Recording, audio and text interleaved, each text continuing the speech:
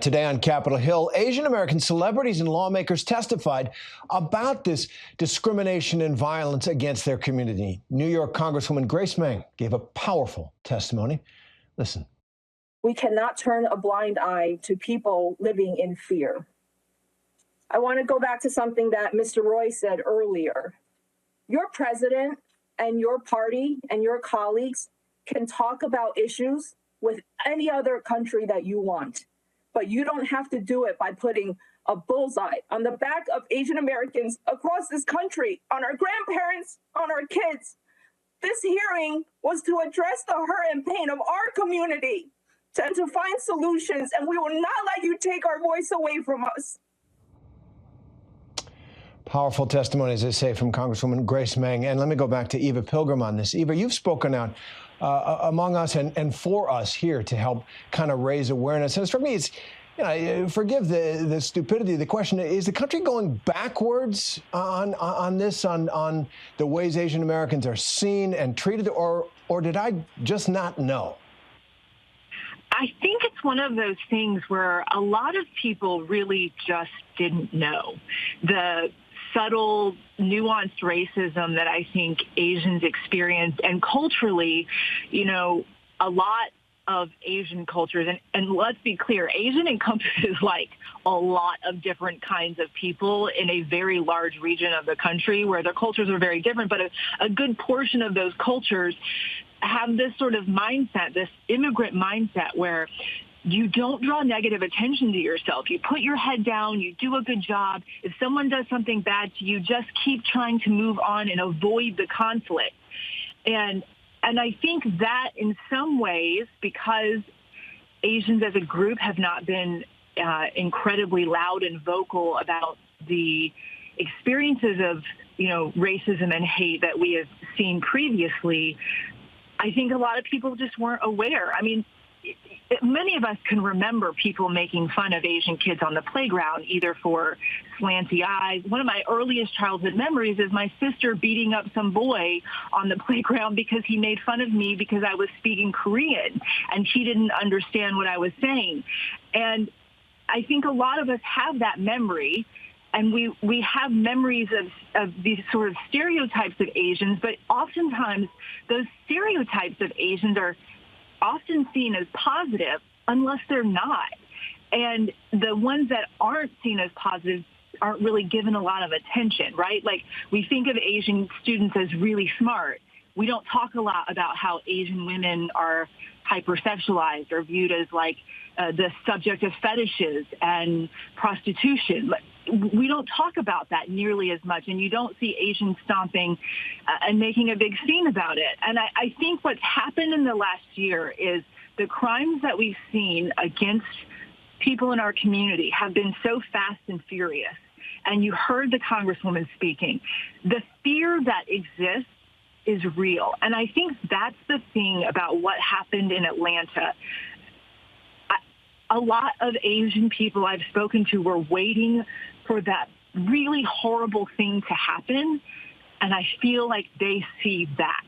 And they went, nobody heard us saying there were these attacks on our elderly people happening all over the place. Crimes against Asians went up 833% in New York City alone. That's a crazy astronomical number.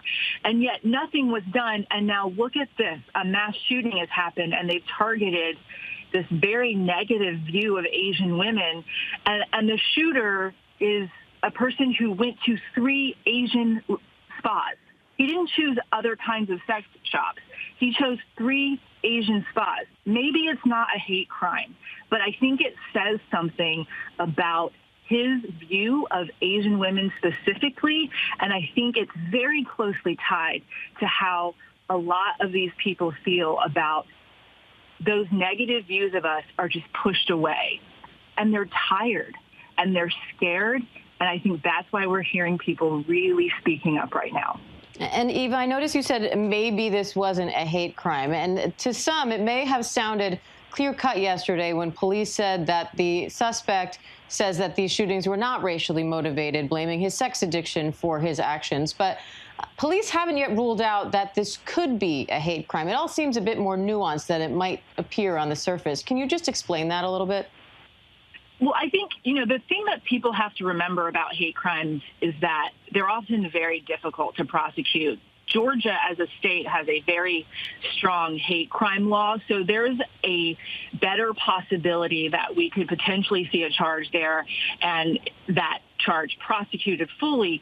But, you have to keep in mind it's the one crime where they have to prove the motive.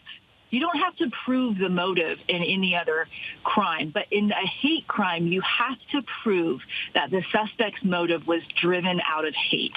And that is difficult to do because we don't have mind readers, and neither do police.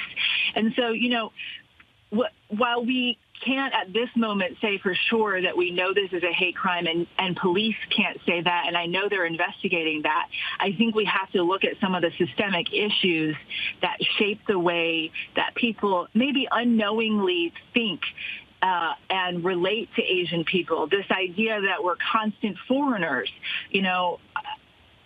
many Asians in this country were born in America. They've only ever known American. Some of them don't speak any other language, but yet oftentimes we're asked, where are you from?